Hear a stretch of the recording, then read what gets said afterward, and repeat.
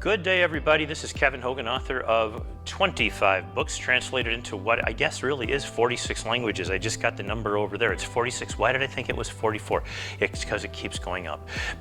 Today, the big ask, just for asking. The big ask, just for asking. There's a big sign in the front yard, and somebody says in the other neighborhood over there, it says, "Be a safe driver." It's a beautiful neighborhood. Typically, you wouldn't expect to see signs in a beautiful neighborhood on somebody's lawn, right? Especially one that says, "Be a safe driver."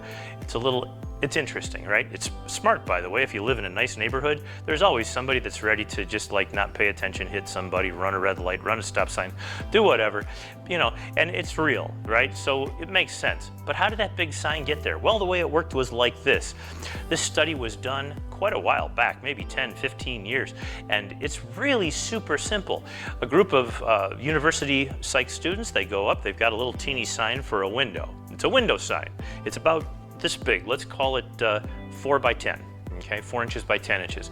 And the sign simply says, "Be a safe driver," okay? Be a safe driver.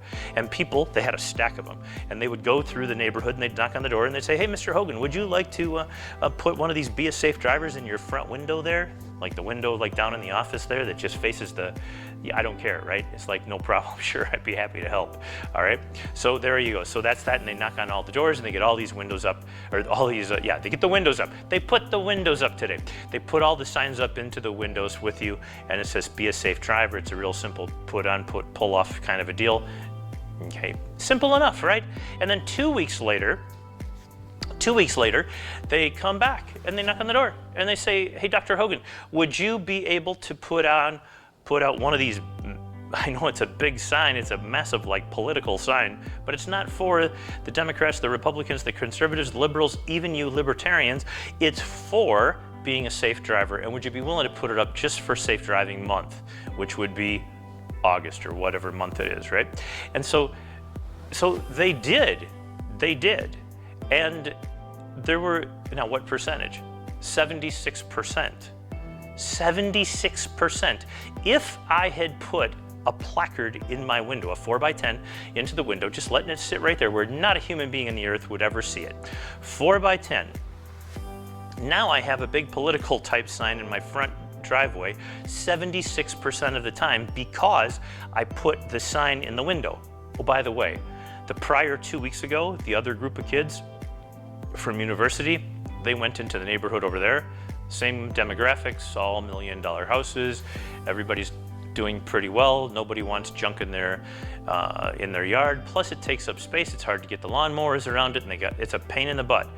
17%, 1-7. So that means 4 times as many people, 400% increase by having done the small thing for 2 weeks first, and then ask for the big sign to be placed out there second, 2 weeks later. That's the big ask. That's just for asking. 17% said yes. But if you do it correctly, if you ask intelligently, you can 4 times your result. That's pretty cool. The concept sort of leans towards the old notion of a favor, and a small favor followed by a big favor is the way that you always do that, okay? If you ask someone a small favor, you can anticipate that asking them a large favor later on will be much easier. So for example, you say, "Hey, would you be willing to loan me $20 this week?"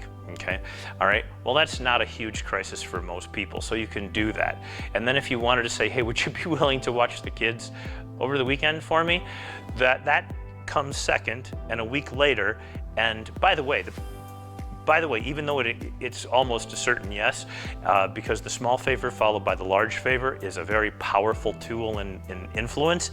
But what's really important here is to realize that when people give something in a favor, like say that I give that guy a $20 bill over there, I do anticipate that it will be repaid first.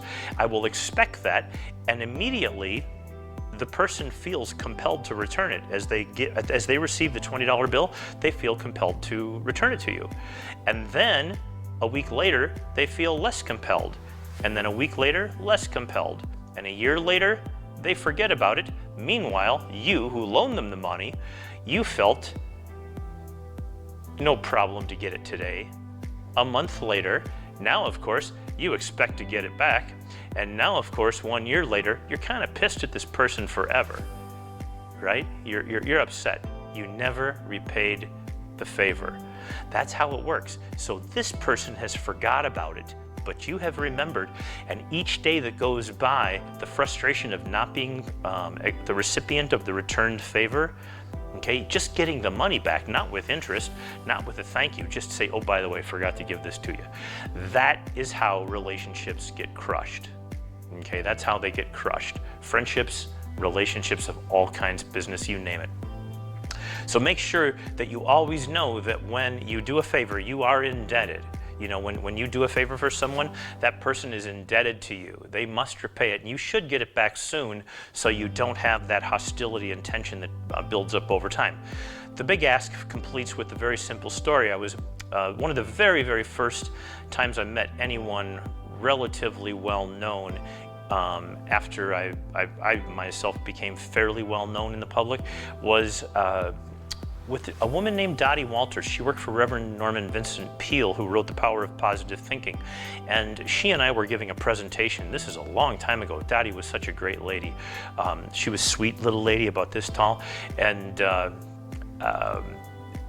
she was just such a huge influence on my career. It was just amazing. And so was Dr. Peale, of course.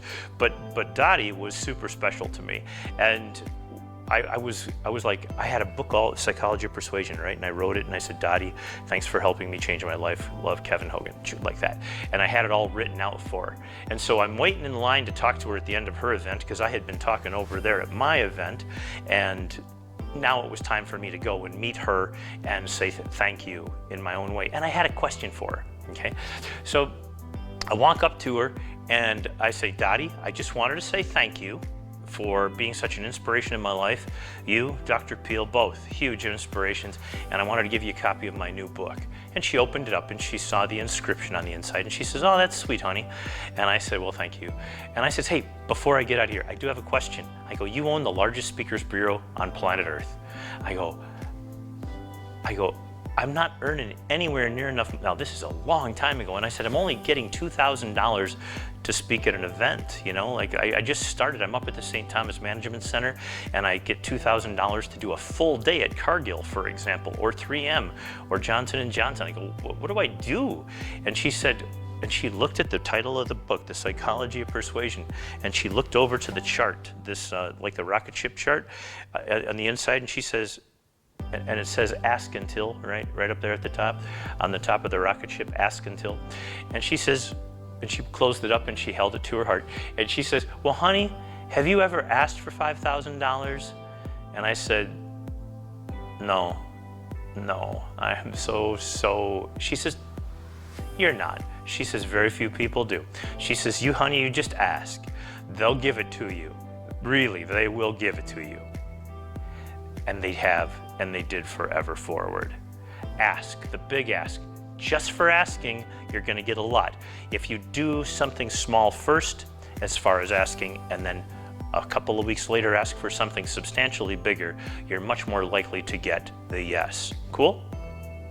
Okay, that's it, guys. You have a great day, and I will see you here next time.